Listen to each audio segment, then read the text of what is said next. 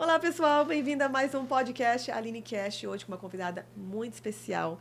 Ela tem uma história incrível de vida junto com a família dela e vai contar para vocês como eles começaram do serviço público e hoje estão aí empreendendo e mudando a trajetória da vida deles. Então fique ligadinho que eu tenho certeza que você vai aprender muito com essa pessoa incrível que eu tenho aqui hoje. Nancy, seja muito bem-vinda. Muito obrigada, Aline. É um prazer estar aqui nesse projeto novo seu. E sempre dá um medo num podcast, Sim, né? Medo que você vai falar, fica gravado isso aqui.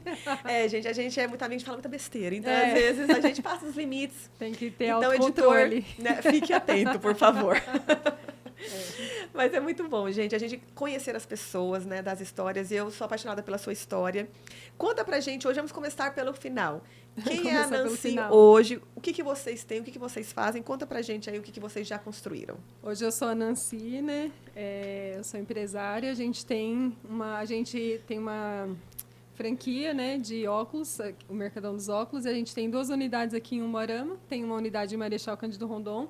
E a gente está indo agora para a 4ª unidade, né? A gente está com 2 praças, está avaliando os prós e os contras de cada uma para saber qual vai ser a melhor para a gente implantar primeiro. Que legal, incrível. Então, está indo para a 4ª loja. 4ª loja. Em quanto tempo, mais ou menos? Em dezembro a gente faz 2 anos. Então, gente, é isso aí. Começaram com uma e já estão indo para a 4ª. E, além disso, também, vocês... conta um pouquinho da sua formação, da sua família, para o pessoal entender de onde vocês vieram. Quando eu fui tirar visto para os Estados Unidos, né, o consulado lá, quando eles foram me entrevistar, falou, nossa, mas sua formação não tem nada a ver com o que você trabalha, porque na época a gente tinha uma empresa na área de química, né? Então, eu sempre andei também por caminhos diferentes da minha formação. Eu sou formada em música, eu toco piano desde 10 anos de idade, então... Quando chegou a época da faculdade, eu prestei vestibular e eu passei para engenharia elétrica e também para música, né? Mas, assim, por influência da família, da vida, de tudo que eu já tinha estudado, não, vai para música. Eu falei, não, vamos estudar música. E aí eu estudei música, me formei... Que era a sua paixão também, de uma certa forma, né? A música até hoje anda comigo. Se alguém olhar para minha cara e pedir aula de piano, eu seguro a tentação de falar vontade, assim. Já coça, né? Tipo, eu quero. Eu não tenho tempo, mas eu tenho vontade. Mas aí eu fiquei 10 anos na PAI como professora concursada pelo Estado. E aí, nesse período, de quando eu passei no concurso até quando eu saí e aí comecei a empreender em uma outra área, foram 10 anos e no meio desses 10 anos eu conheci o Fernando.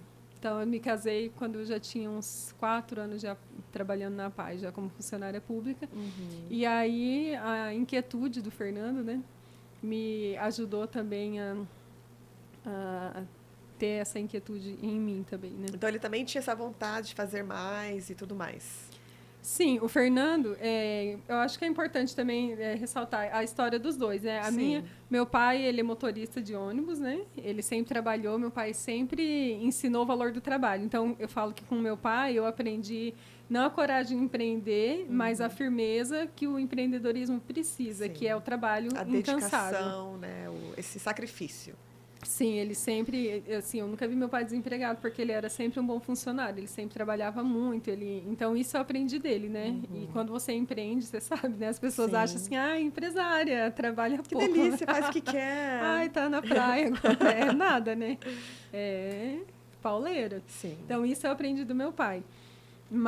E o Fernando, ele é filho de pais separados, né? Então, a família sempre teve bastante dificuldade financeira. E ele disse que sempre era uma coisa que ele não queria para a vida dele. Uhum. Então, depois que ele voltou, ele fez missão pela igreja, né, por 2 anos. E até ontem a gente estava lendo um diário dele de quando ele estava fazendo missão.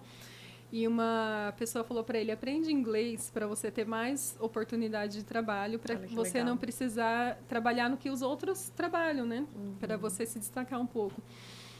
E aí ele falou que sempre, né, desde muito jovem, ele não desejava ter uma vida tão limitada financeiramente. Então, às vezes a gente vê, né, as pessoas justificando a história de vida. Sim. Minha infância foi difícil, é por isso que eu faço tal coisa, é por isso que eu não tive oportunidade. Mas não, às vezes isso pode ser usado de combustível para mudar, né? Exato, ele usou essa dificuldade para ir além e falar, eu não quero isso para minha família, eu quero ter uma família unida, eu quero ter uma família forte no Evangelho, né? Eu sei que vocês trabalham muito nessa questão também. Uhum. Você tem poucos filhos, né?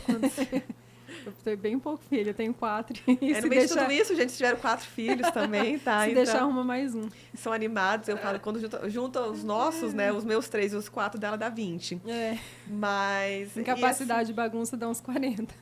Mas é bacana porque eu vejo que você tem essa visão da criação dos filhos parecida com a minha também, né? Que é de deixar eles se desenvolverem. Tem as regras, tem os limites, mas não é aquela coisa de limitar a criança.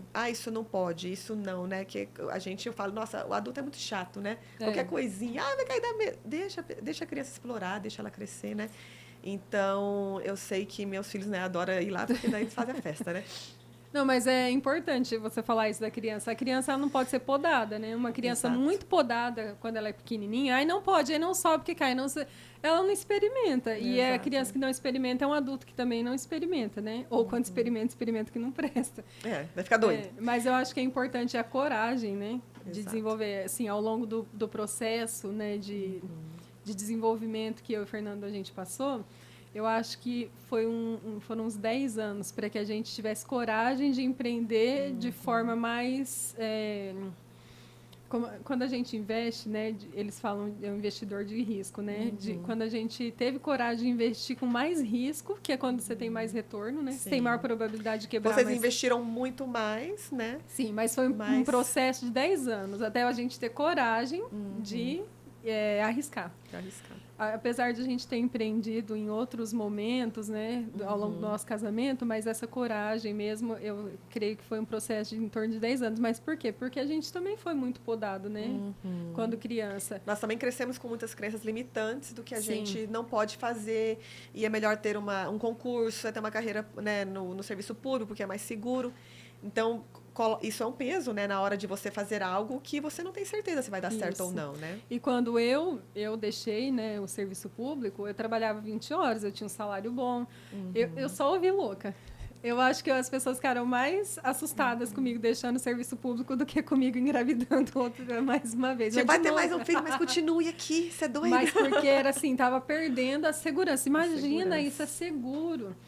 Mas você vê que, às vezes, as pessoas entram no serviço público com 20, 22, 23 anos, ganham lá 2, 3 mil reais. E ficam nisso para a vida inteira. Isso é ótimo quando você tem 20 e poucos anos, né? Mas quando você tem 50 anos, 55, 60 anos, que você já tem filho, já tem neto, você precisa de mais remédios, você precisa, né? A vida é mais cara quando você é mais velha. E tá lá ainda. Então, isso foi um processo dentro de mim, né? Para eu deixar, que eu fiquei pensando... quanto tempo eu vou ter que viver, né, disso? Quanto tempo eu vou ter que repetir a mesma coisa ano após ano, sem ser valorizada, né? Marginalizada, muitas vezes, pela sociedade, porque tem muito servidor público que é bom, mas a gente também sabe que tem uns que estão ali só pela segurança, vamos dizer, né? E aí você tá naquela, né, posição, sou professora 20 horas, comparado com uma outra que não quer trabalhar, e você fica ali igual, entendeu? Ninguém fala, essa aqui é melhor, ou essa aqui... E isso mais difícil você se destacar. Então é mais fácil você ficar acomodado naquela situação, né? E vou continuar aqui levando a vida como está. E aí também tem questão, você pode subir num cargo de liderança, mas aí fica muito atrelada a figura do político que está ali. Então você faz um trabalho super legal e aí troca o prefeito, o governador. Você perde aquilo, né? Você sai dali. Então, assim... Isso era uma coisa que me frustrava muito, mas ainda não tinha coragem de deixar. Então, quando vocês fizeram essa transição aí para empreender, né? Você disse que foi um processo, né? Vocês passaram esses 10 anos trabalhando juntos, construindo. Então, vocês foram guardando dinheiro nesse processo para empreender? Não, a gente foi fazendo filhos, filhos consumindo dinheiro. É isso, gente. Então, serviço público, você tem tempo para fazer filho. Agora tá mais difícil, né? Não, a gente era recém-casado, o Fernando era professor... Quando a gente se casou, ele era professor no Instituto Federal de Campo Mourão. E ele pediu exoneração porque ele entrou no mestrado como bolsista, né? E aí, como eu era concursada e eu tinha uma segurança maior, eu ganhava mais, e aí eu fiquei lá. E aí eu falei para ele, eu não quero esperar para ter filho, porque trabalhar eu posso agora e ter filho agora, eu não vou ter filho com 40, 45 anos, que é mais difícil, né? E aí a gente foi fazendo tudo ao mesmo tempo. E aí depois ele passou no concurso para ser professor, eu já tinha o meu, mantive lá, eu tive um afastamento um tempo, depois eu voltei Porque quando as meninas... quando eu tive as meninas, eu tive muita dificuldade para voltar a trabalhar, né? Eu fui mãe logo de cara de gêmeos, então, sim, o mundo virou Você de não ponta... existia, né? Era Não. um zumbi ambulante com 2 bebês. O mundo vira do avesso, né? E aí até você adaptar, e aí... Eu lembro que eu tinha um obstetra, ele era muito realista. Ele falou, olha, Nancy, por 2 meses você vai cuidar de 2 pessoas que não estão nem aí para você, tipo um gato, né? Elas só querem comer e Dá dormir leite, em paz. dormir e me troque, né? Aí ele falou, quando você quer dar para adoção, elas olham para tua cara e riem. Aí você fala, ai, pra mim. Aí você começa, não, vou pegar a mãe. Acho que me ama, eu acho que me ama. Ai, gente. E aí, eu lembro, eu saí da maternidade, isso aí é muito engraçado assim, né? Mas eu fiquei apavorada, porque as meninas choraram 48 horas sem parar e, de repente, o pediatra falou, tá de alta. Aí eu virei pra enfermeira e falei, posso deixar elas aqui? Porque... Você não cuida? Eu posso levar você comigo, uma enfermeira, junto? Ai, gente, foi assim. Mas aí depois, né, a gente foi se acostumando, eu fui me acostumando ao ritmo delas, elas ao meu, e a gente tá aí até hoje junto, né? Sobreviveram, você não devolveu ninguém pro hospital? Não, tá todo mundo lá em casa. Que bom. Mas, e aí eu não consegui voltar. Eu pedi uma licença, fiquei um tempo afastada do trabalho, aí depois eu voltei em 2012, foi um período de 2 anos que eu fiquei afastada. E nisso a gente foi vendo que as demandas, né? Foram aumentando. Até porque quando eu voltei, em 2012, eu já tinha mais um filho. Eu já tinha o 3º filho. Então, nessa, como é que fala, licença de maternidade, de 2, você conseguiu arrumar mais um. Arrumei outro filho para entrar em outra licença. Para vocês entenderem o nível aqui da proatividade, gente. Aí, é uma mulher ativa. E aí, você vai vendo, gasta, eles começam a comer, eles começam a usar roupa, eles começam a ir para a escola, o plano de saúde vai ficando caro. E aí, foi gerando em nós esse incômodo, mas ainda meu esposo com meta de prestar concurso e assumir, porque ele sempre sonhou com a carreira acadêmica, né? E aí era um sonho dele. Mas a gente viu que ia faltar. Então, a gente tinha um amigo, né, que tinha vontade de empreender também, e a gente abriu uma empresa de produtos químicos, né? E aí eu cuidava das crianças e cuidava junto com esse amigo. Ele cuidava da parte operacional, eu cuidava da parte de comercial, gestão. E aí foi um aprendizado muito grande para a gente, que a gente consegue perceber hoje, né? Por que a nossa empresa não cresceu tanto? Não era porque a carga tributária era muito grande, não é porque você tinha que pagar registro para a Anvisa, para a Polícia Federal, para o Exército, para não era pelos impostos, né? Não, né? era porque a gente não vendia, a gente tinha medo de investir em vendedor. Então, a gente ficou 4 anos com essa empresa, mas assim, sempre eu com medo e o outro sócio com medo também. Isso é uma coisa, né, que a questão principal da empresa, quando você tem que sempre vai ter alguém que tem um pouco mais de receio, mas a questão do empreender é arriscar, né? E quando tem 2 pessoas com medo de fazer a coisa, você não investe, você não dá um passo além que você não veja. E daí com isso você fica limitado e a empresa realmente não tem como crescer, né? A gente colocou uma 3ª sócia depois de 1 ano e meio aí, e ela era contadora, então ela era dos números da sobra, né? Então tem que ter lucro, tem que ter. E aí ela piorou ainda, mais né? medo ainda. Ixi, Maria. Aí um dia eu lembro que o pai dela falou assim: vou comprar um caminhãozinho para vocês. Nossa, aquele dia quase infartou todo mundo. Todo mundo, porque quando a gente viu o preço do caminhão, o tempo que a gente ia ter que pagar o caminhão, nossa. E muito medo de vendedor. Hoje eu entendo. O vendedor é a alma de qualquer negócio. É essencial. Sem vendas, a empresa não cresce. A empresa não sobrevive, na verdade. Ela pode ter vários departamentos. Qualidade é importante, mas sem vendas não tem como você crescer, né? Então, isso é uma coisa que eu tive que aprender aqui no nosso meio, porque até então também tinha uma outra visão, né? Claro que a gente lida com a audiência, né? Então, os programas têm que ser bons, locutores e tudo mais. Mas eu falei, gente, você pode ter a melhor empresa do mundo, a melhor rádio do mundo, né? Que a gente tem empresas de rádio. Se eu não tenho pessoas vendendo meu produto, né? E hoje em dia o modo de vender mudou, né? Então, simplesmente, antigamente, você fazia uma coisa e dava retorno. Hoje em dia, você tem que fazer várias coisas, né? Então, essa empresa que vocês tiveram, ela faliu ou vocês venderam? Como que foi? A gente encerrou de medo. Era tanto medo. Então você está no caminho certo, né? Porque dizem que todas as pessoas de muito sucesso, eles, né? Como que fala? Primeira vez fale uma vez. Então, você já passou por esse processo. Pronto. Já está sanada dessa dor.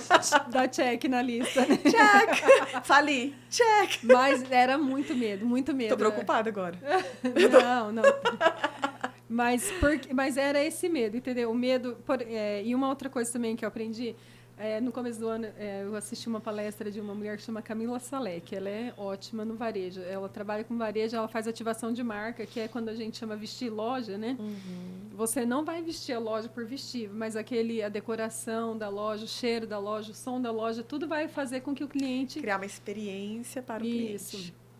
Então, isso que ela trabalha com ativação de loja, né? Ela falou, o problema do varejo no Brasil é que sempre fica... normalmente é o dono, né?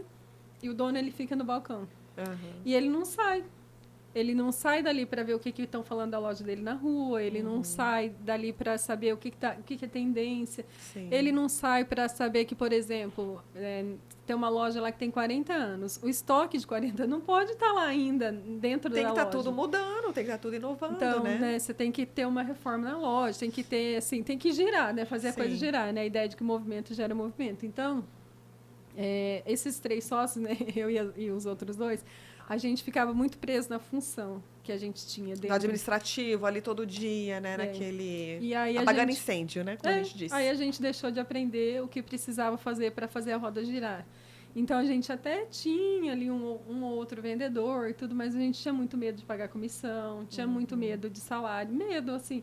E aí, das informações que foram, vamos dizer, alimentadas, né, durante todos esses anos também, né, que tem essa conexão. E aí, então, tinha o administrativo, tinha a da contabilidade, né, e o outro que estava na produção também era contador. Então, assim... amiga, já está vendo sociedades que não dão certo? Aí já fica a dica. Tem que ter um louco no meio. Tem que ter um doido ali que vai dar as caras, que faz suicida. Que faz dancinha no Instagram, né, que vai... É essencial. É essencial. Se não for você, tem que ter alguém ali no meio que seja essa doido. pessoa fora da caixa. E é engraçado que eu fui numa palestra essa semana também, que ele falou assim, vocês concordam que o olho do dono engorda o negócio, né? Aí todo mundo, que essa é uma frase clássica que a gente escuta. Ele falou assim, então, tô aqui para falar para vocês que o olho do dono emagrece o negócio. Porque se o dono está ali, atrás do balcão, justamente como você falou, fazendo essas funções, o negócio dele vai morrer. Né? Então, até hoje, né, na nossa rede de franquias, vários consultores falam para a gente, não se prenda a coisas dia a dia, operacionais, né? Legal. Porque o seu cérebro vai morrer ali, ele vai parar ali, né? Ele vai virar o filme do Charlie Chaplin, né? Que ele vai... E aí não pensa mais, você não tem ideias para fazer, né, o seu negócio girar, fazer as pessoas quererem saber, nossa, mas o que tem nessa rádio? O que tem nessa loja? O que tem nesse lugar que eu quero ir lá para saber o que é, né? Então, e deixa eu fazer uma dúvida. Então, né, você falou nesse processo, foram tendo os filhos e tudo mais. Para vocês abrirem esse negócio, foi um investimento alto. Certo? Que vocês tiveram que colocar ali. Vocês tinham esse recurso próprio, vocês foram e fizeram empréstimos? Como que você fez esse primeiro passo? Então, esse é um outro ato de loucura. Mas isso, na realidade, foi uma loucura bem planejada. Exato. Porque foi um risco calculado, que é importante também, né? Foi assim, eu estava trabalhando em uma escola de música aqui em Moarama. E aí, a gente tinha montado uma outra empresa, né, aqui em Moarama. E eu cuidava dessa empresa. E o dinheiro dela a gente foi guardando, juntando. E aí a gente quis abrir um outro negócio, né? E aí a gente foi e colocou R$2.500 nesse negócio. Óbvio que não ia dar certo, né, gente? Porque você arrisca com medo ali. E aí... se você tiver 100% de retorno, é 5 mil. E daí? Então... Tipo... né? E aí, às vezes nem se paga, né? E aí, isso era no começo de outubro. No meio de outubro, eu estava vendo lá umas coisas na internet, aí vi essa franquia, falei com o Fernando e tudo. E aí a gente ficou pensando, levamos para o advogado, levamos para o contador. Eles falaram, olha, tá tudo ok, né? É uma rede que não tem problema nenhum, assim, de processo, de ex-franqueado processando porque não cumpriu o contrato e tal. Eu falei, Fernando, e se a gente pegasse nosso dinheiro e botasse nesse negócio, né? Comprar essa franquia. Aí ele falou, então marca uma reunião com o cara, né? A gente vê. Aí a gente descobriu que o nosso dinheiro, tipo, era 40% do que a gente ia precisar. Aí ele falou assim, ó, eu posso pegar, né, uma parte emprestada, porque ele ainda é funcionário público, né? Ele falou, posso pegar com garantia do meu salário. E aí eu falei, vamos na louca então, Fernanda. Ele falou assim, é com você, manda ver. E aí nós fomos, né? Nós pegamos dia 31 de outubro, né? Dia das bruxas. Eu falei assim, ô... Você vê que nem a data perfeita foi, né, gente? Eu falei, dia ou 31. vai dar muito ruim isso aqui, ou vai dar muito certo. Mas aí o que nós pensamos? Eu falei, Fernando, se der errado, eu trabalho para você, mas não sei quanto tempo. Essa outra empresa paga um tanto do empréstimo que eu vou te dever, e aí eu pego e continuo dando aula de música, né? E até então, na escola de música, eles não sabiam. Como se diz, o plano backup, né? Então, Sim. olha, se isso não der certo, a gente vai conseguir se manter dessa forma, né? Porque é um medo, mas era um medo, assim, pelo menos o investimento, a gente ia ter que arrumar um jeito de pagar. E aí, tá, eu falei, mas agora a gente vai ter que se jogar nisso, né? Eu, pelo menos. E aí, de outubro a dezembro, eu trabalhei 300 horas por dia, porque ainda ficou outra empresa, né, que ainda a gente carregou por um ano, agora tem uma outra pessoa que assumiu pra gente, mas... E aí eu fiquei ainda com a escola de música encerramento de final de ano, aluno para fazer audição e não sei o que, e eu fui até o final, né, por causa dos alunos, mas aí... Assim, hoje ainda eu vejo, né? E ainda é uma franquia que você tem todo o suporte consultor da parte de TI, da parte de vendas, da parte disso aqui. Mas, nossa, muita inocência. É muita inocência. Vocês assim. foram... Talvez se você soubesse tudo, vocês talvez não estariam preparados, né, para fazer naquele momento. Então, às vezes, é bom não saber tudo, mas vocês pesquisaram muito, vocês buscaram esse conhecimento, né? E o inteligente, né, o legal que vocês fizeram realmente é um risco calculado. Foi um investimento muito alto? Foi. Mas não era aquele, como fala, né, o Thiago, o risco da ruína. Se aquilo não desse certo, vocês não iam perder tudo e não ter para onde ir. Vocês têm 4 filhos. Então, vocês não poderiam também arriscar de uma forma que vocês não tivessem um plano B, né? Então, vocês avaliaram, eu imagino até pelo próprio perfil, né, do seu esposo, avaliaram tudo que podia dar errado, né? Ele avalia tudo que... Isso aqui então, pode... assim, na pior das hipóteses, a gente poderia, com muito sacrifício, sair dessa forma, né, sem prejudicar as pessoas. Mas então... nós fizemos uma conta assim, ó. As meninas tinham 10 anos, né? Com 14 elas vão para o ensino médio, elas precisam de uma escola melhor. Então, a gente tem 4 anos para, se der errado, a gente resolver o problema para poder pagar a escola delas quando chegar no ensino médio, né? Mas, o que eu pensei? Que agora é tudo ou nada, né? Então, o que eu fiz de errado na Boreal, que era a empresa de química, eu não vou repetir. Sim. Eu tenho suporte de consultor, eu vou ouvir o consultor. Eu tenho suporte de pessoal da administração, eu vou ouvir o pessoal. Então, eu me coloquei num lugar mais humilde, né? Eu tive uma empresa já, mas não, eu falei, pensar que eu não sei nada. E botar tudo para frente. Então, a gente ligou para muitos franqueados também, conversamos. E aí, uma franqueada falou muito mal. E aí, eu liguei pro nosso consultor da época, né? Falei, Humberto, ela falou isso. Ele falou, então tá, Nancy, eu vou te falar como é o modelo da franquia e como ela faz. E aí, ele falou, tem alguma coisa a ver uma com a outra? Aí eu falei, não tem. Um pouco diferente. Então, eu fiquei pensando, você não bota dinheiro num negócio para fazer diferente, né? Você não se veste para ir para um restaurante que vai servir camarão e chega lá e fala que era um espetinho de frango. Exato. Então, não dá, né, para você comprar uma coisa e querer fazer outra. Então, isso foi uma coisa que, apesar da minha inocência, né, na época que hoje eu consigo admitir isso, mas era uma coisa que eu queria fazer, obedecer o que a franquia mandasse. Então, você entrou nesse negócio humilde para aprender, né? Porque muitas vezes as pessoas... A gente vai chamar de humildade, mas era medo. Não, mas o medo, muitas vezes, ele mascara as pessoas, né? Você pode colocar uma máscara ali e falar que eu sei e tudo mais, escondendo o teu próprio medo. Então, eu creio que, assim, essa vulnerabilidade... A gente está tudo aqui sem voz hoje. Ela é muito importante para ter esse sucesso. Inclusive, eu estou estudando sobre isso, que a ousadia, né, aquela pessoa que você vê que ela é forte, que ela vai e faz acontecer, não tem nada a ver com ela ser uma pessoa extremamente corajosa. Tem a ver justamente dela ser uma pessoa extremamente vulnerável. Porque é somente quando você aceita essa vulnerabilidade que você vai lá e dá a cara a tapa, que você vai lá e se expõe. Porque no momento que você faz isso, você está se colocando, vamos dizer assim, no palco para as pessoas te criticarem, né? E tudo que vocês passaram aí, quando você decidiu sair do serviço público, você é louca, como é que você faz isso, né? Trocar essa segurança. Imagino que você ouviu também muitas críticas quando vocês decidiram investir todo esse dinheiro no modelo de negócio que vocês não conheciam. Nós nem nunca falamos. Falou, decidi nem falar para ninguém para não... Vamos ver se vai dar certo primeiro, Acho né? que você e mais uma pessoa sabe quanto custou. Por quê? Porque a gente não queria o julgamento. Isso é uma coisa que eu aprendi também, assim. Não que você não esteja aberta aos julgamentos, né? Mas você silenciar vozes Sim. que não estão para te apoiar. Então, por exemplo, até estava conversando com você outro dia sobre o Instagram, né? Outro dia eu postei fazendo uma prancha lá, né? Aí todo mundo, nossa, começou a treinar agora. Faz 8 anos que eu treino. Eu Todo só mundo não saiu, posto. todas as amigas lá, as amigas, as inimigas também, né? Aí outro dia eu botei Botox e aí me marcaram lá, eu repostei. Porque. Mano, agora que é rica, faz essas coisas, né? Então, assim, sempre vai ter uma crítica, né?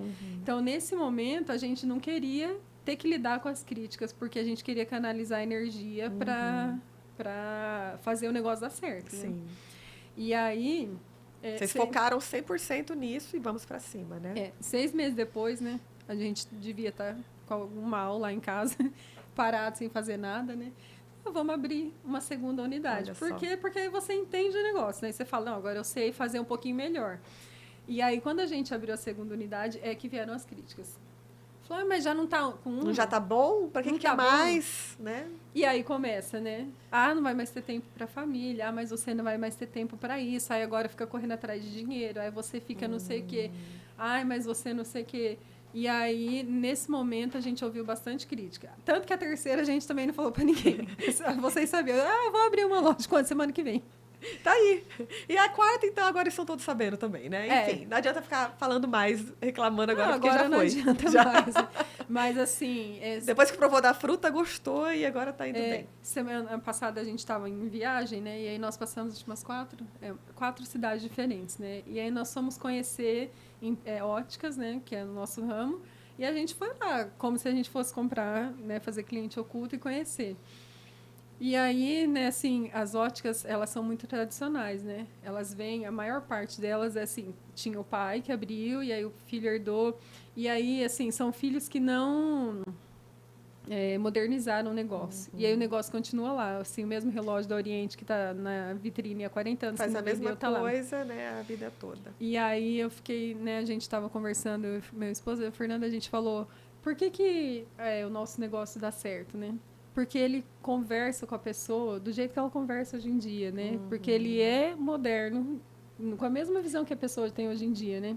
A franquia trouxe essa inovação e vocês, como vieram de, como se diz, de copo vazio, para aprender, para absorver o máximo, vocês estão colhendo os frutos disso, né? Tanto é que no primeiro, segundo ou terceiro mês, vocês já estavam tendo lucro, né? A gente nunca precisou pôr dinheiro nosso. Olha só que incrível. Ela sempre, todas as lojas sempre se pagaram. Mas é assim, é muito trabalho, né? É muito, não sacrifício, eu não vou usar essa palavra. É um desgaste emocional, né? Porque você lida com muitas pessoas, né? É o lidar com pessoas diariamente. E a gente tem que ter muita inteligência emocional, né? Para lidar com os problemas. A gente também aprendeu, né? O varejo é o jogo que nunca acaba. Porque, assim, fechou a loja às 6 horas da tarde, fechou a loja, né? Amanhã de manhã você vai ter que correr atrás de cliente de novo. A gente não tem cliente recorrente por assinatura, né? Eu fechei o cliente, agora eu sei que por 1 ano ele vai estar me pagando. Não existe então, essa assim, segurança. Fechou, no outro dia você tem que correr atrás. Então, essa renovação que precisa ter, isso é fruto de trabalho, de motivação, de você estar ali acompanhando a equipe, de você saber o que eles estão fazendo, o que eles estão precisando, entendeu? Então, assim, é uma coisa que demanda. Não tem como você só vou virar as costas, né? Aí vou abrir e vai se tocar. Não pode ser a melhor franquia do mundo sem a pessoa ali atrás também, com essa vontade de aprender e de fazer acontecer, não tem como, porque tem que ter o líder. Por mais que, como você disse, você não vai estar ali atrás do balcão atendendo e fazendo as coisas, mas tem que ter alguém ali na frente com visão do que a empresa pode ser e de onde ela vai chegar, né? E tem que a gente costuma falar que quem se vende sozinho é o McDonald's, né? Mas nem isso. Eu acho que até por trás de uma empresa McDonald's ali, tem uma pessoa que tem que estar motivando a equipe. Por quê? A pessoa vai lá e se os colaboradores não estão engajados, tudo, eles vão fazer um lanche de qualquer jeito, vai atender a pessoa de qualquer jeito e a experiência vai ser ruim. Mas aí a gente fala assim, se vende sozinho, não. Porque quantos milhões o McDonald's investe em propaganda, né? Em marketing. Então, assim, Nem o McDonald's se vende sozinho. Não tem o que se Exato. vende, né? A Coca-Cola. Não se vende sozinha. Ela investe muito em propaganda. Ela, nos maiores eventos do mundo, ela tá lá. Exato. Então, assim... E como que é a visão de vocês do marketing, né? Porque vocês também começaram e já chegaram com uma visão que eu vejo assim muito à frente de muitos comerciantes aqui na nossa cidade, né? Nós estamos no interior, tem uma visão diferente. E eu vejo empresas grandes que não investem nada em marketing. Ah, eu estou aqui há 30 anos, todo mundo me conhece. Cara, todo mundo não te conhece Não. bem. Vem um outro lá com 3 meses e te atropela. Exatamente. Como que é a visão? O que que você, a franquia passou para vocês e como que você vê o marketing? A franquia falou que 5% do nosso faturamento ia ser investido em marketing, né? Então, assim, a gente divide entre o marketing nas mídias mesmo, uma parte a gente faz na porta de loja, mas a gente entende o marketing como nosso... A gente trabalha as nossas lojas têm 2 ou 3 vendedores, ele é o nosso 3º, 4º vendedor. Então, a gente sabe que, por exemplo, a gente chegou novo numa cidade super tradicional, né? O Moarama, eu compro há 40 anos em tal lugar, eu compro há 10 anos em tal lugar. Ou a gente entrava com marketing para as pessoas... para a gente se posicionar enquanto marca, Saber né? que vocês estão aqui, né? Ou a gente ia ficar lá, lambarizinho no meio do tubarão, né? E não era o caso. Então, a gente investe pesado em marketing. A gente nunca cortou dinheiro de marketing. Verba de marketing, vai cortar isso aqui? Não. A gente bota mais. Porque a gente sabe que o marketing, ele é a alma do negócio, né? Exatamente. O marketing, na verdade, como você falou, ele é um 4º vendedor. Ele ajuda você a vender melhor. É. E o marketing bem feito, ele vai tirando as objeções, né? Tira. Porque ele vai mostrar o porquê que o teu valor é esse, o porquê que vocês trabalham dessa forma. E vai facilitando, né, a própria conversão na própria loja, né? Dos próprios clientes. E tem aquilo, né? O pessoal, ele vai buscar lá ótica, né? No Google. Quando ele lê, tem 300, mas ele vai buscar na memória dele se ele já ouviu falar de alguma daquela. E aonde que ele ouve, né? Ou vê? É no marketing. Ele ouviu na rádio, ele viu na TV, ele viu na revista, ele viu... Ele... Vai ficar no subconsciente dele ali, Sim. né? E ele vai criar uma familiaridade, né? Porque eu creio que o marketing, ele é isso, né? Claro que a gente quer que tudo se converta em vendas, mas não funciona assim. Às vezes é, como você falou, essa construção do nome, da marca. E o rádio, né? Que vocês estão com a gente desde o início, tem esse poder muito grande de trabalhar no subconsciente das pessoas. Sim. E daí, mas eu quero números, né? Não, mas a pessoa escuta, depois vê um outdoor, depois vê um anúncio no Instagram e ela já tem uma familiaridade. Aí ela vai entrar no seu site, ela vai visitar a sua loja, né? E às vezes ela não vai nem saber de onde que ela viu aquilo, mas ela está sendo bombardeada de tantos meios que em um momento ela vai e compra, né? A gente precisou de gesso e divisória quando a gente abriu a primeira loja, né? E aí nós perguntamos indicação para algumas pessoas e tal fulano não podia, porque era dezembro. Fulano não pode, fulano não tem vaga. E aí eu lembrei de um anunciante de vocês. Olha só. Falei, vou ligar para esses caras. E aí, porque eu sou formada em música, eu gravo Você a tem uma voz, memória muito boa. Você lembrou o número? O número, o jeito do cara falando Casa da Divisória. Sério, amiga? Gente, e aí eu falei, pronto, é esse. E foram eles que fizeram para nós. Você é uma pessoa auditiva, pelo visto. Sim, eu estava aqui fazia 1 ano. Uhum. Eu tinha ouvido milhões de vezes o anúncio deles na rádio, né? Sim. E quando eu precisei, eu ainda busquei outros, né? Mas por falta de opção... Você lembrou, né? Então, assim... Às vezes a gente acha que o marketing é assim, eu anunciei num evento hoje, amanhã tem 300 clientes na loja, não né? Funciona assim. Mas o marketing, a gente pensa sempre ele como posicionamento de marca. Como eu estou fazendo isso para que quando alguém pense em credibilidade em ótica, eles vão lembrar Mercadão dos Óculos. Quando alguém pense, eu estou aqui com uma receita que eu preciso em uma ótica, Mercadão dos Óculos. Então, assim, que a memória da pessoa trabalha a nosso favor, né? Exatamente. E é muito legal de falar sobre marketing, porque para muitas pessoas, mas isso não precisa ser dito. Mas é incrível o tanto de pessoas que não entendem a importância do marketing.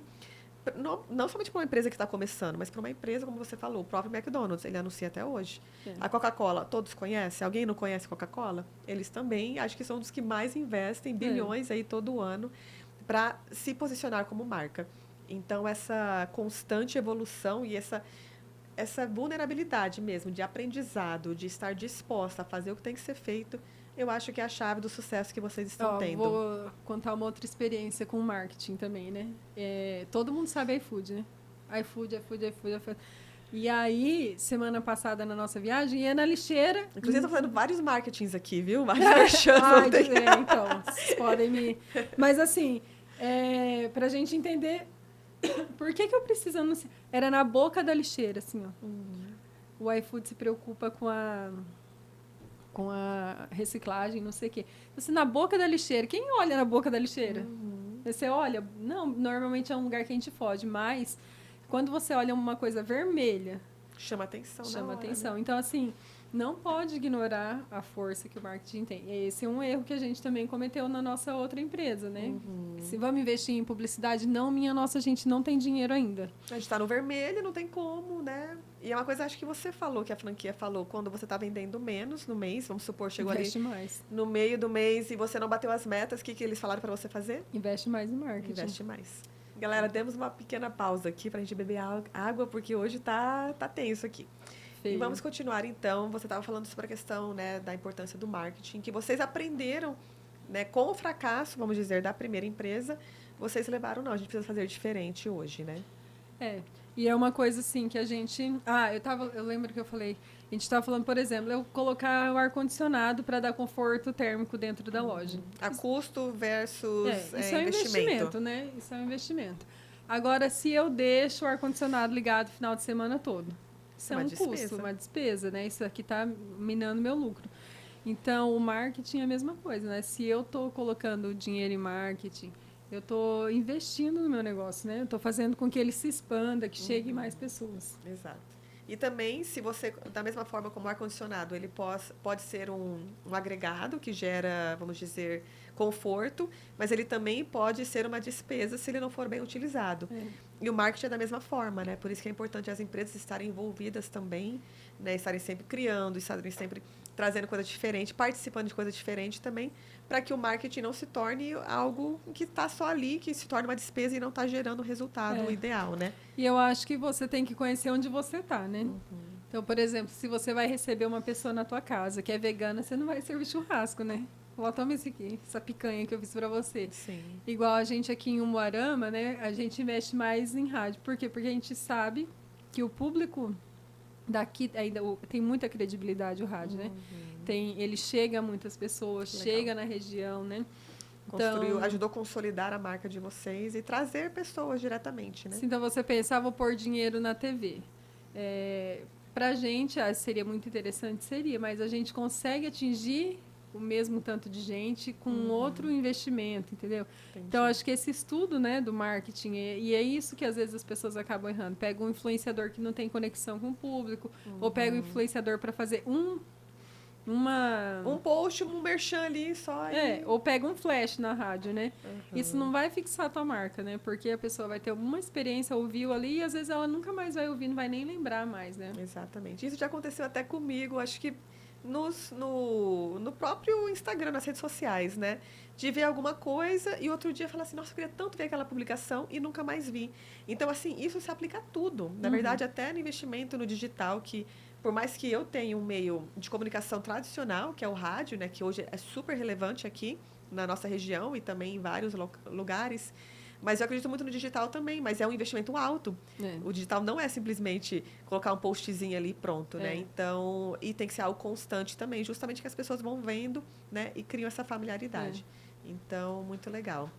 Nancy, conte um pouquinho mais, assim, como que foi para vocês, o que foi mais difícil nessa transição dessa vida, de uma certa forma, segura, né?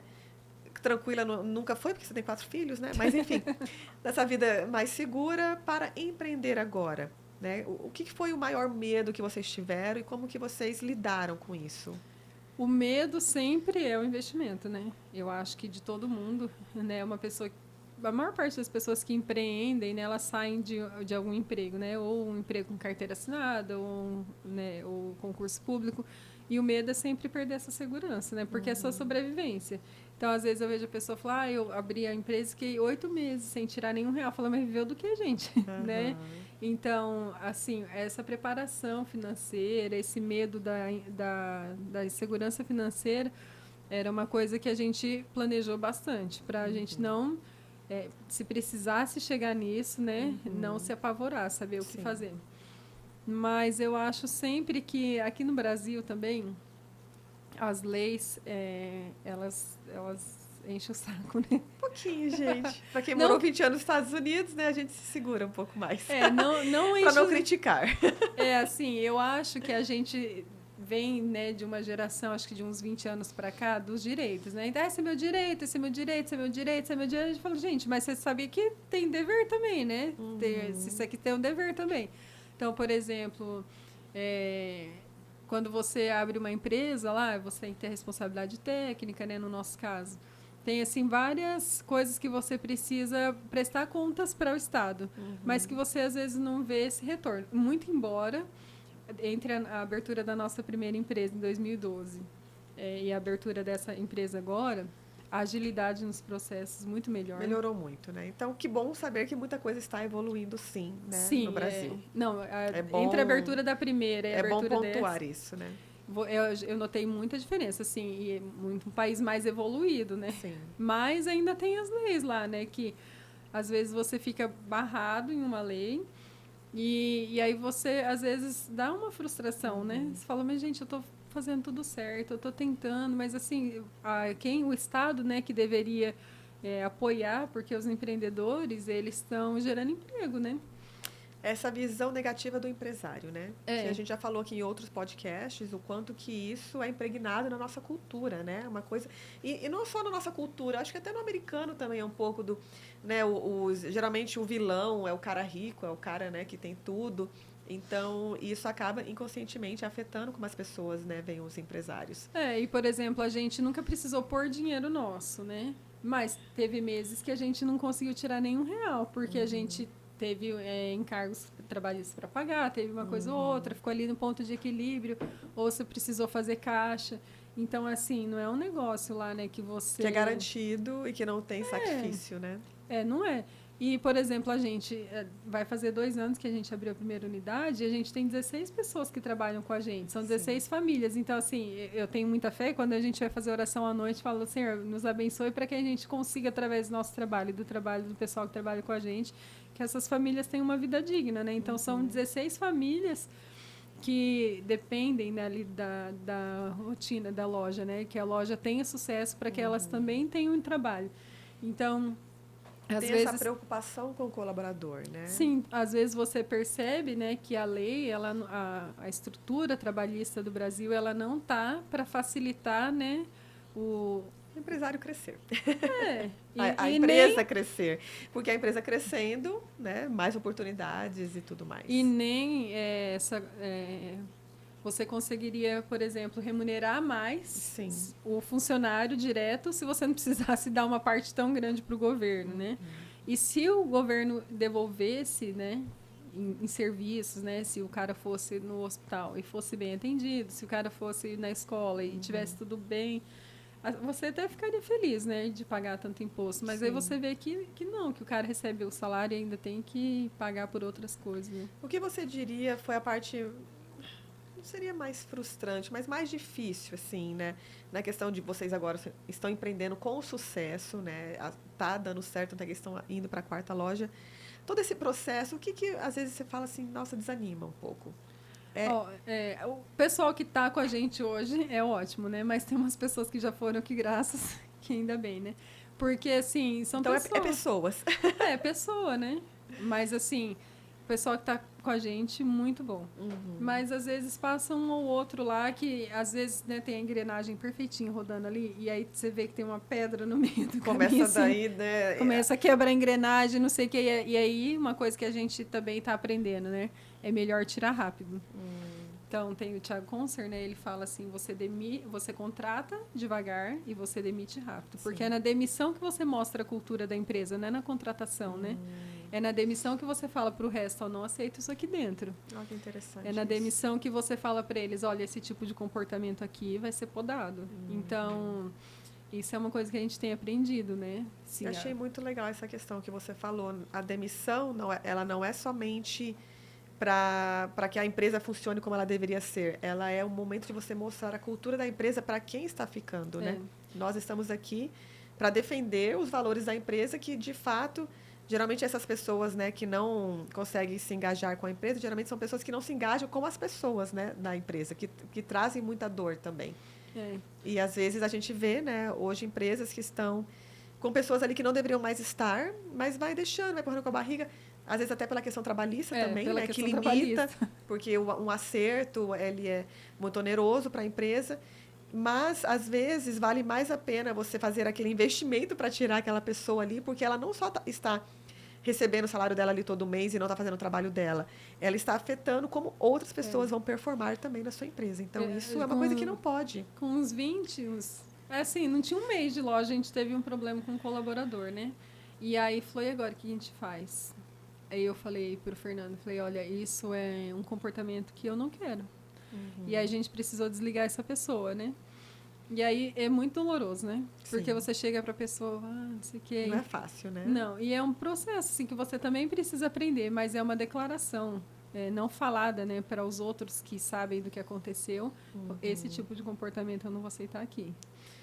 E isso é muito legal, né? Que meu esposo, ele estava ouvindo um podcast esses dias também, de um cara que está ficando gigante. Ele falou, ele vai ser um multibilionário lá nos Estados Unidos. Eu? Era de mim? Era você, futura. Não, com certeza. Não, mas torço muito, por que não? Por que não? Tem tudo para dar certo.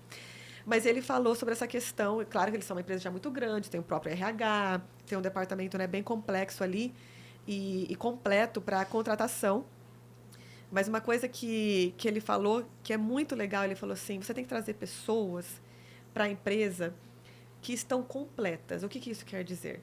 Pessoas que querem mais para a vida dela, que querem lutar, que querem fazer acontecer, que têm vontade de adicionar para a empresa, que tem uma vida, vamos dizer, que tem uma vida familiar, como que seria... equilibrada. Por que ele falou isso? Né? Porque ele diz assim, a empresa não está ali como um centro de terapia e de hospital. Então, se a pessoa vem com muita bagagem, com muito peso, muita, né, dificuldade de lidar com as situações da vida dela, é quem ela é. Como que você espera que ela na sua empresa vai ser diferente do que ela é lá fora? Né? Então, é uma parte, você fala assim, nossa, mas isso é uma discriminação de pessoas... Mas não é isso, gente. Esse trabalho pessoal tem que ser feito pessoal. A gente não consegue mudar nem o marido da gente. Como que nós vamos mudar um colaborador que está chegando com uma bagagem muito grande? Então, isso fica uma dica aí para a contratação. A gente tem que ver o perfil da pessoa, as qualidades emocionais, como que ela lida com essas situações, porque essa mesma pessoa vai estar na sua empresa, convivendo com a sua cultura, com os seus colaboradores. Então, eu achei isso fantástico. A gente teve um episódio essa semana. Muito engraçada a pessoa. A gente entrevistou, conversou, viu o perfil e tudo. Falou, tá, vamos contratar. Contratamos a pessoa. E aí uma jovem, primeiro ano da faculdade de Direito. E ela falou assim, que ela queria 2 horas por dia para fazer os trabalhos da faculdade. Então, é uma pessoa solteira, é uma pessoa jovem. Então, eu fiquei pensando, quando eu era jovem, eu fazia inglês, eu servia na igreja, eu fazia magistério, eu fazia faculdade, eu fazia música, tudo. Fazia tudo. Tudo. Eu não cansava, gente. Chegava no final de semana, saía, viajava. Ainda curtia, aproveitava. E assim, eu não cansava. Aí eu já fiquei meio assim, né? Eu falei, não. Pera, ela queria na empresa ter 2 horas de folga? Aí eu no falei horário pra de ela, trabalho? Tem o horário do almoço, né? Você pode entrar às 8, sair às 6, ao invés de sair às 5, pega 2 horas de almoço, você consegue fazer. Não, eu queria dentro do horário de trabalho. Porque era direito dela, tudo. Aí eu pensei, falei, eu vou dar o direito dela de ter o dia inteirinho para fazer. Para estudar. Para estudar. E aí eu fiquei pensando, falei, gente, é uma pessoa de 20 anos que já chega em uma empresa, né? Que ela é a primeira oportunidade de trabalho dela. E ela não se deu a oportunidade de trabalhar. Ela queria, durante o trabalho... Ela queria receber os direitos dela primeiro, antes dela talvez entregar algo. E aí eu não sabia nem como essa pessoa ia se desenvolver dentro da empresa, eu não sabia a cultura dela. E aí eu pensei, bom, se eu dispenso agora, né, eu tenho que pagar a multa da experiência. Eu prefiro. Prefiro, pode ir, vai tranquila, vai ter teu tempo, vai fazer sua faculdade. Quando você estiver preparada, você volta para o mercado de trabalho. Falei, mas não vai ter espaço no mercado de trabalho para alguém que quer os direitos antes dos deveres. Eu falei, e nem para você mesma vai ter trabalho, porque se você for trabalhar para você mesma, porque quando você for trabalhar para você mesma, você vai trabalhar o dobro. Então, E a recompensa vai ser bem menor, né? Vai ser, geralmente, o retorno do sacrifício que você vai ter que fazer no início de qualquer coisa, ele vai ser muito, muito menor do que você vai ver naquele que momento. você vai despejar ali. Exato. E aí eu fiquei pensando, né, quem faz o que quer, criança mimada, adulto faz o que tem que ser feito, né? Exato. E eu fiquei impressionada. Mas outro dia eu estava até ouvindo um podcast também falando sobre os jovens que eles não se conectam com as empresas, né? E aí, óbvio que não é a grande maioria, mas tem uma parte que não se conecta. Ah, aqui não tá bom, eu vou para outra. Aqui não tá bom, eu vou para outra. Aqui não tá bom, eu vou para outra. E aí eles ficam em subempregos, empregos de entrada, né, no mercado de trabalho por muito tempo, porque eles estão procurando o que é propósito, o que é sonho, o que vai pagar 15 mil reais para eles, enquanto eles ainda estão entregando com 2. eles com 2 meses de trabalho, né? Então, assim, eu sempre penso, né, e falo até para o Fernando, a pior coisa que pode acontecer para um jovem, sem experiência, é ganhar bem. Porque ele vai ficar amarrado naquilo o resto da vida. A menos que ele tenha coragem de romper aquele ciclo e buscar mais. Porque, só que quando você é jovem, você tem 20 anos, ganha 4 mil reais, é bom. Mas quando você tem 40 anos, não é mais bom, né? Então, assim, a gente precisa passar pelo processo ali da borboleta, né? De romper o casulo e tudo. Eu tenho 38 anos hoje, né? E eu sempre com penso... carinha de 25. Eu sempre penso... eu posso saber alguma coisa, mas daqui 10 anos eu quero saber o que eu vou estar sabendo. Porque há 10 anos atrás, imagina, eu não imaginava a minha vida aqui.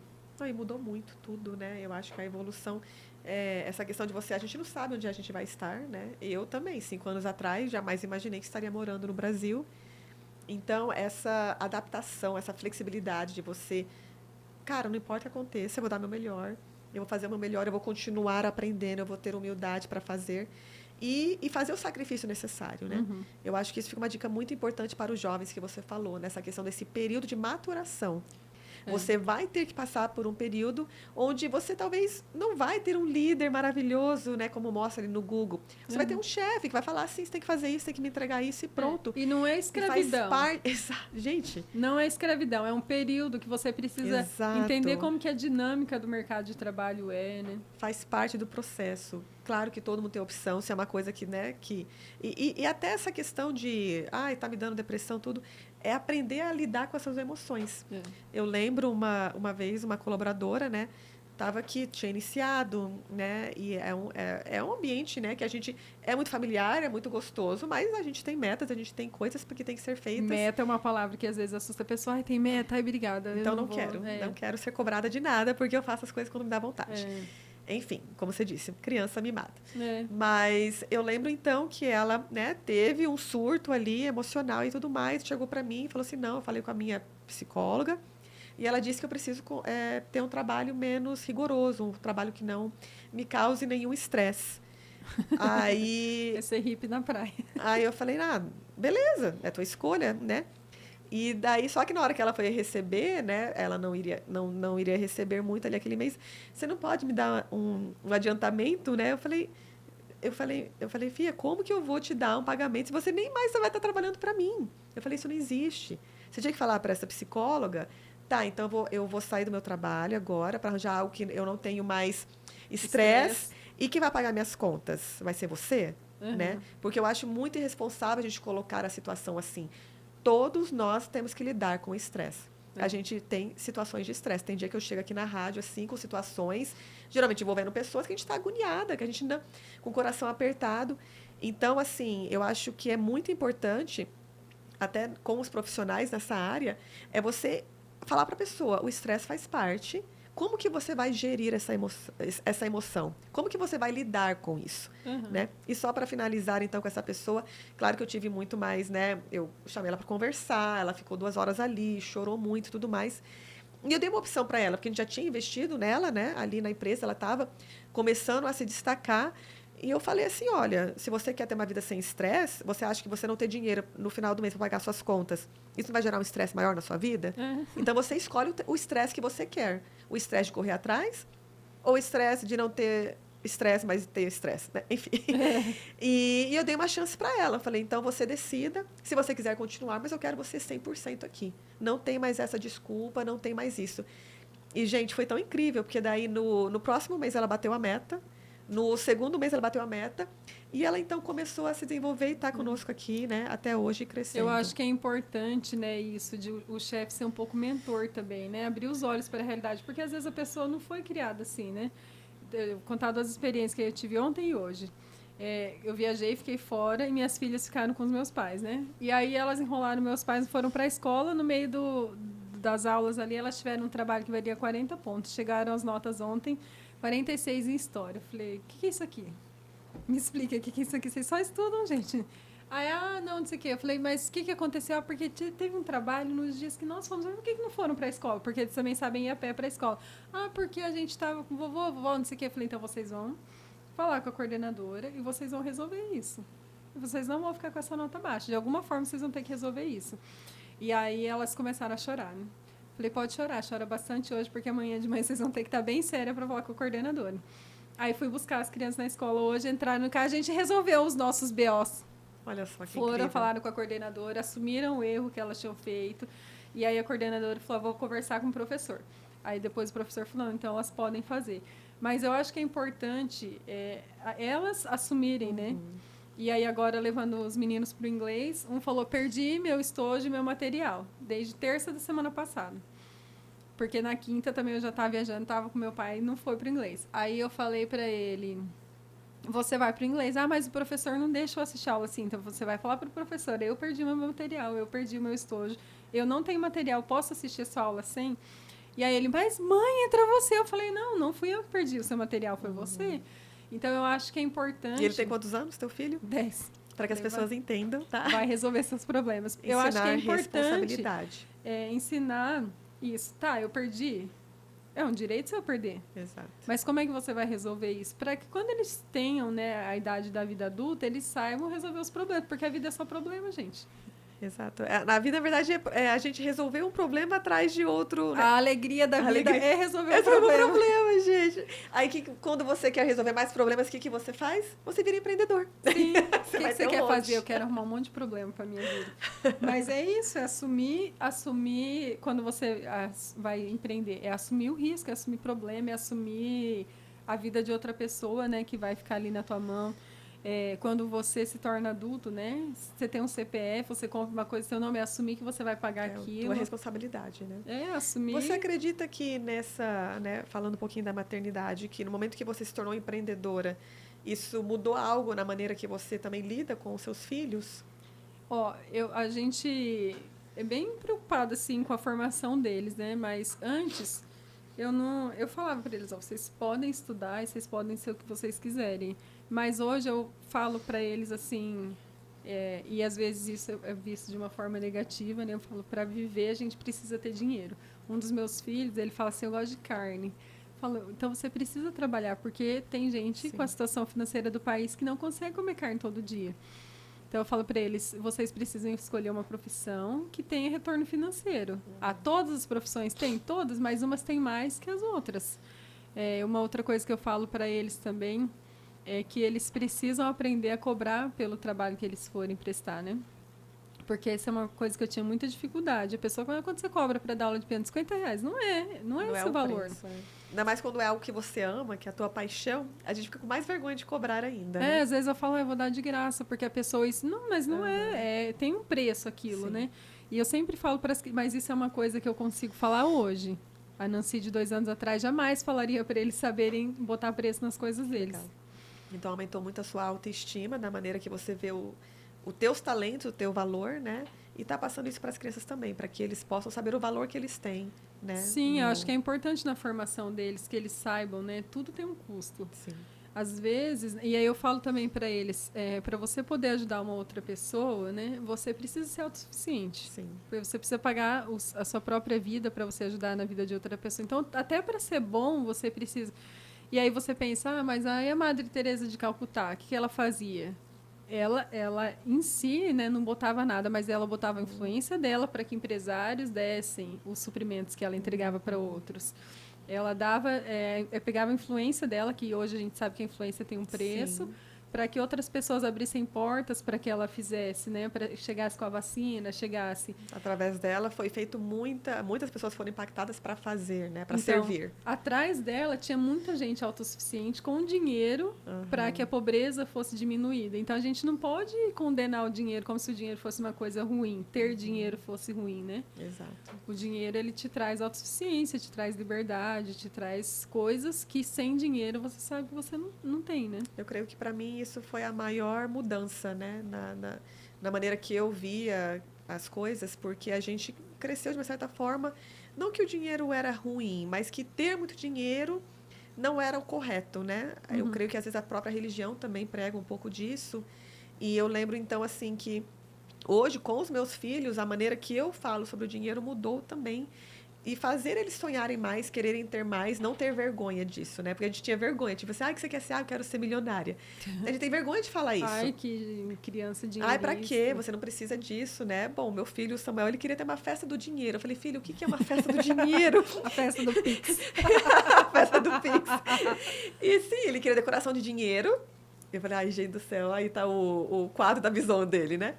E se as pessoas perguntassem o que ele queria de presente, eu quero dinheiro. Dinheiro. Eu falei, tá, o que você quer fazer com esse dinheiro? Eu quero comprar meu computador. Eu falei, tá bom, vamos ver aí. Então, assim... E às vezes a gente pode podar, não, filho, eu vou dar o seu computador. Exato. Não deixar nem a criança trabalhar por aquilo. Não, se ele tá com essa meta, com esse plano, né, vamos ali facilitar. Ele até falou assim, mãe, se eu não fizer a festa, quanto que você me dá em dinheiro? Porque assim, deixa eu pensar. Tem se um eu quero custo, ter... né? Eu posso pegar um custo pra mim. Porque festa aqui no Brasil não é barato, né? Então, Não. daí você já... Que tal você me dar esse dinheiro? Eu falei, não vou te dar muito. Então eu quero a festa. Mas é interessante, né? Eu creio que para mim assim teve uma mudança muito grande na minha ligação, como que eu lido com o dinheiro, né? De uma maneira mais positiva e também como que eu passo isso para os meus filhos. E é legal ver que isso para você também foi aprender positivo. a usar também, né? Uma coisa que eu ainda tenho, estou num processo de aprender a usar o dinheiro. Eu posso... Não ficar guardando, não ficar naquela, é muito caro. Porque até isso limita a gente, tipo assim, né? Você vê, a gente brinca tudo, mas até na brincadeira passa um pouco que a gente também tem esse medo de gastar, né? Nossa, eu jamais pagaria, a gente falou hoje, né? 15 mil reais numa bota. Mas é assim, é você valorizar. E se para a pessoa aquele dinheiro não vai fazer falta, por que não? Não é verdade?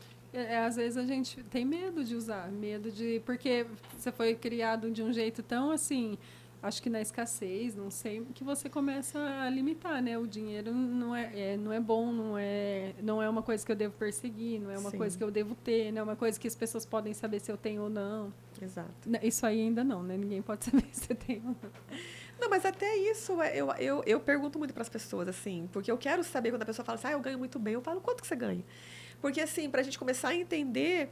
O que é ganhar bem para alguém, né? Porque a gente tem uma empresa também. Às vezes tem uma pessoa que eu quero trazer para minha empresa. O que é estar bem para essa pessoa? O que ela precisa? E às vezes nem é pelo dinheiro. Às vezes, mas eu tenho um benefício tal que me ajuda muito porque eu tenho essa necessidade. Ou eu tenho isso que eu faço que eu amo muito, né? Então, nem tudo é... vamos dizer, para trazer pessoas boas para a sua equipe pela questão do dinheiro.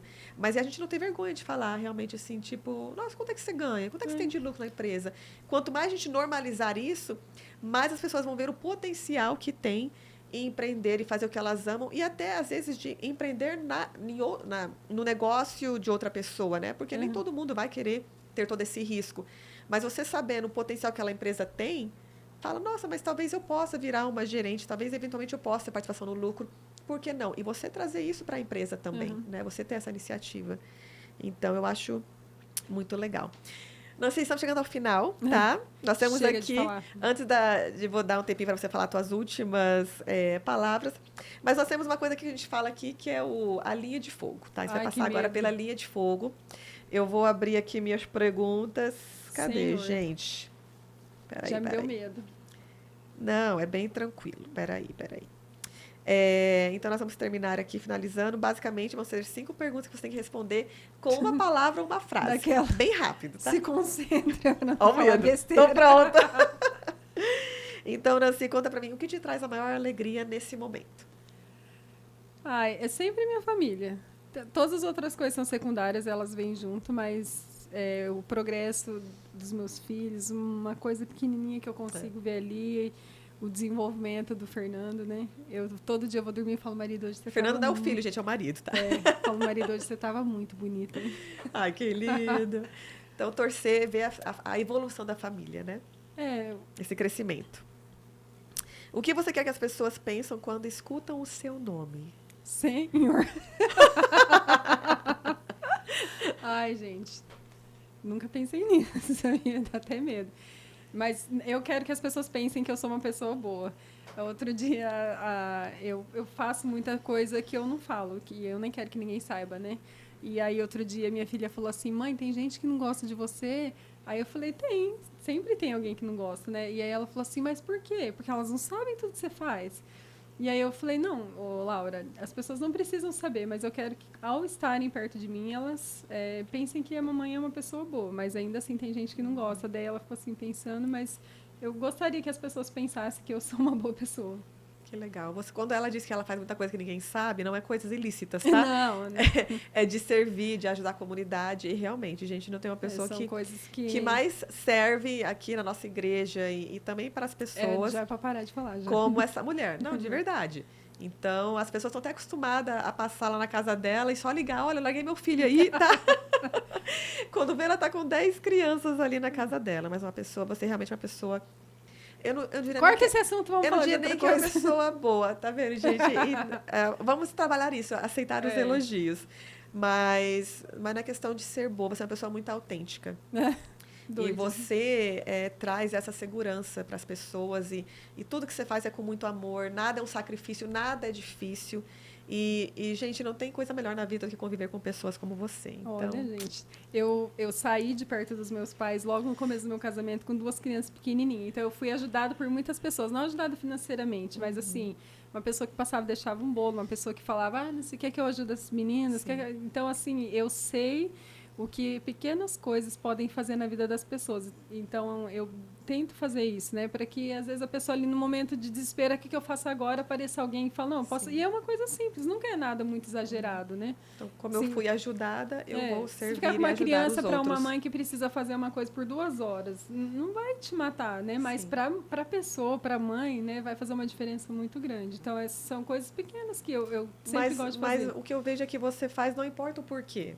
Entende? Não importa se a pessoa vai deixar o filho ali porque ela vai pro salão, né? Ou se é por uma necessidade de verdade, entende? Você faz tudo de muito bom coração. Então, realmente, isso é uma coisa fantástica. Ser uma pessoa... Não é ser pessoa, uma pessoa incrível, uma pessoa maravilhosa. De outras pessoas. Então, tá, era pra ser uma frase e a gente aqui se empolgou. Virou outro podcast. Filme de desenho favorito? Ai, sabia que eu não gosto de filme. Você não gosta de desenho? De filme de desenho? Sério? Mas eu gosto do Rei Leão, porque foi o primeiro filme que eu assisti criança, né? É o meu favorito. E eu gosto da trilha sonora também. E se botar a música do Rei Leão pra eu cantar aqui agora... Não vou cantar, óbvio, então, pronto, mas... gente, próximo vai ser o nosso Reels, vai ser do Rei Leão. Jamais. Ótimo. Livro que mais te impactou? Olha, eu li, quando eu era bem criança, um livro que chama O Menino de Asas. E dentro ali do meu quintal, né, de onde eu fui criada, a história fazia muito sentido para mim. Tanto que a coisa que eu mais gosto de fazer depois de comer é viajar, né? Que legal. E aí a ideia de que o menino podia muitas coisas, porque dentro da imaginação ele tinha asas. E aí eu tenho isso comigo até hoje. Qualquer um pode, né? Qualquer coisa. Então, esse livro, eu já, óbvio, li outros muito melhores, mas esse livro, de quando eu era ainda muito criança, uns 9, 10 anos, me lembra do potencial que qualquer ser humano tem, né? Te deu essa sensação de buscar mais, né? De poder ter essa liberdade. Vamos lá, então. O que você diria... Qual mensagem você daria para todas as mulheres empreendedoras? Olha, a vida da mulher em si já não é fácil, né? Mas eu acho... As mulheres, elas fazem qualquer coisa. Esse que é o problema. A gente faz tudo que tem que ser feito. Tudo que tem que ser feito. Não importa o preço, né? Mas eu acho que a gente precisa sempre olhar para si antes, né?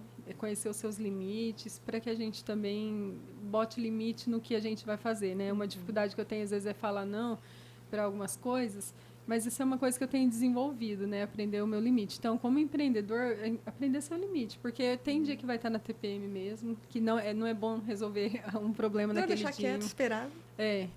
Tem dia que você vai estar muito cansada e você realmente não vai ter condição criativa de resolver um problema. Então, isso é uma coisa que eu tenho trabalhado em mim, saber, ó, é melhor eu não resolver isso aqui agora, é melhor resolver isso aqui amanhã, porque eu vou resolver melhor do que eu resolveria agora. Aceitar os seus limites. Claro que você é uma pessoa que faz muita coisa, né? Então, quando você fala isso, é você dar uma pausa e falar assim, isso pode esperar e não se sentir culpada por isso, às vezes né? as pessoas perguntam, como é que você aguenta, né? Você faz o que faz sentido para você. Se não faz sentido, você não faz. Então, não é que você está aguentando, você está fazendo o que faz sentido para você, né? É que nem uns doidos que vai para academia às 5 horas da manhã, né? Então, faz você sentido para mesmo eles. Não faz sentido para mim. Eu odeio academia, eu faço porque eu sou asmática, mas eu faço 8 da manhã. Mas faz sentido para a pessoa, não é uma coisa que ela está aguentando, né? Igual para mim, eu não aguento os meus filhos. Faz sentido para mim ter 4 filhos. Sim. Então, essa pergunta que as pessoas fazem para as outras, mas como é que você aguenta isso? Como é que você dá conta de tudo, né? Não é porque faz sentido para a pessoa, né? Exato. Muito legal. Nancy, foi uma honra ter você aqui com a gente. Eu tenho certeza que vai agregar muito valor, assim. E foi um podcast, um bate-papo aqui, não somente para o empresário, mas também para as pessoas que estão aí iniciando o mercado de trabalho. O que você pode estar fazendo para começar da maneira certa? Não tem certo e errado. Eu acho que a base de tudo é você chegar e oferecer o seu melhor, né? Não ficar esperando do outro. Eu acho que em tudo na nossa vida, a gente não ficar esperando do outro que ele vai nos dar para depois a gente mostrar a nossa capacidade. Eu acho que é importante respeitar ciclos também, né? Por exemplo, você teve o ciclo que você foi mãe de tempo integral e agora você tem um ciclo empreendedor.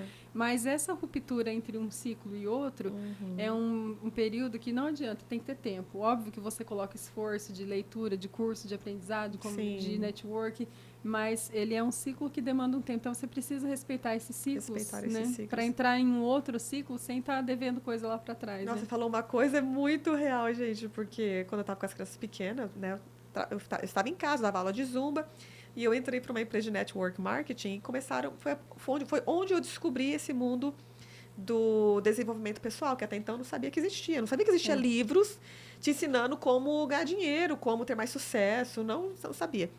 E nem faria sentido para você. Né? Sim, mas com 3 crianças lá com diarreia, você trocando fralda, o que você quer? Mas eu queria, né? Então, tipo assim, eu falei, cara, não, então isso existe, né? Então, bacana. Aí eu lembro que, tipo assim, gente, eu demorava 1 ano para ler um livro. E, tipo assim, eu nem sei se eu lembrava, né? Porque, imagina, ler um livro em 1 ano, né? E hoje em dia, como você falou, esses ciclos, né? Hoje em dia eu leio um livro por mês. Então, realmente faz parte, mas a gente também está disposta a fazer, eu sempre odiei ler, né? Não quer dizer que eu não vou ter um momento na minha vida que eu preciso disso. Eu odeio academia. Tem momentos na nossa vida que a gente precisa disso, né? Nossa saúde. Então, legal, muito legal. Deixar de criança mimada para se tornar um adulto responsável, né? Eu odeio, mas faço, né? A gente faz. Não vou largar meu doce ainda, tá? A gente também não é masoquista em tudo, né? Não, tem... Mas, nossa, foi um prazer. Brigadão, Nancy, tá? Siga ela. Você tem redes sociais, pessoal, te seguir? Eu tenho rede social, gente, mas não tem interesse. Não tem interesse. Não é interessante. Não é interessante. É uma coisa que eu preciso aprender também, né? Fazer meu Instagram trabalhar para mim. Não, mas como você disse, são ciclos, né? Eles estão agora ganhando muito dinheiro, empreendendo, então nem precisa ali do Instagram, né? Mas o Instagram, ele tem uma parte importante para mim, né? Ontem o Fernando falou, Nancy, você tá escrevendo nosso diário? Eu falei, óbvio, tem várias postagens no Instagram. Mas porque eu deixo a minha história lá, né? Então, assim, não faz muito sentido no sentido de o Instagram ser uma ferramenta monetária, mas para mim, enquanto pessoa, ele faz sentido, né? Tá contando a tua história, né? Deixando as lembranças ali. E eu achei incrível que você falou que teu esposo tinha um diário também, entendeu? Porque eu nunca vi homem que tem... hoje ele é nerd. Eu nunca vi homem que tem diário, mas então eu achei fantástico. Ele é nerdinho. Tudo certo, gente, maravilhoso. Então, vamos terminando aqui mais esse podcast da Aline Cash. Se inscreve no canal, gente, ativa o sininho aqui. E o legal da gente estar no início é que as pessoas têm muito mais acesso a nós, né? Então, deixa aqui. Se tiver qualquer pergunta, coloque aqui, porque eu tenho certeza que eu e a Nancy, a gente vai estar podendo responder vocês. Valeu, pessoal. Até a próxima. Tchau, tchau.